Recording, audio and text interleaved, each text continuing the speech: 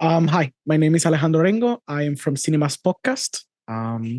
So I'll be conducting a few questions. Hi, how are you doing, Lindsey? Hi, so nice to meet you. Thank you for taking the time. Of course. So I was curious, how was creating the story of a young Judd Crandall based on the older character in the original novel and movie? How was that process? Because obviously you kind of had to create a lot of it, like a lot of the story and the lore. So how was that process? Yeah, it was a really fun process, and I started with the basis of the end of the book. That and I should say I reread and I reread the book to do this and to pull on threads wherever I could. Mhm. But the end of the book calls Judd the guardian of the woods. Yeah. And that spoke to me as a bigger piece of mythology that we hadn't explored in the movies. What does that mean, guardian of the woods? And it suggested to me that he had a responsibility and a post and a history with the evil that lives in the forest.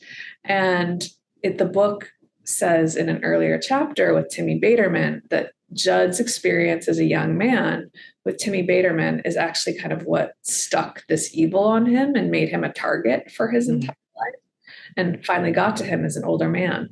So I started with that kind of end point and that beginning point of the evil, and just threaded things through there, and really wanted to examine the themes of parents' choices. And that to me led to the character of Dan and Mhm. Crandall and keeping secrets and that family history. Mhm. I wanted to think about generational trauma and generational sin, and that is kind of what led to the idea of the pact and the kind of the founding families. And it was kind of one discovery after another that came from little pieces of the book that I just tried to tie together. So how do you like walk that fine line between staying close to that source material that Stephen King built and exercising your creativeness as a director?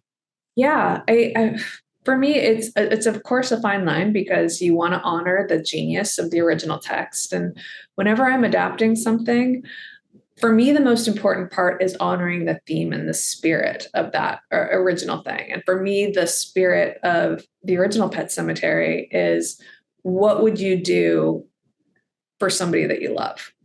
And in the stories we've seen, we see that through the lens of Lewis and resurrecting his son or his daughter in the 2019 film. Here, I wanted to examine that through every character in Ludlow and see the weight that it really has of this kind of cursed town, and when that's an option. And so you've got a father that resurrects a son, you've got a father who lies to his son to protect him, you've got friends coming together to protect each other, you've got brothers and sisters protecting each other. So I just wanted to kind of carry through that theme through the people of Ludlow. So as a final question then, what other Stephen King's adaptations would you like to do? Oh man, I've been buried in Ludlow for 3 years. I can't even I can't even another adaptation right now, but I would be honored to do any King work. I think he's a genius. Mhm. That's awesome then. Well, thank you very much for your time and thank you for this interview. Yeah, thank you so much.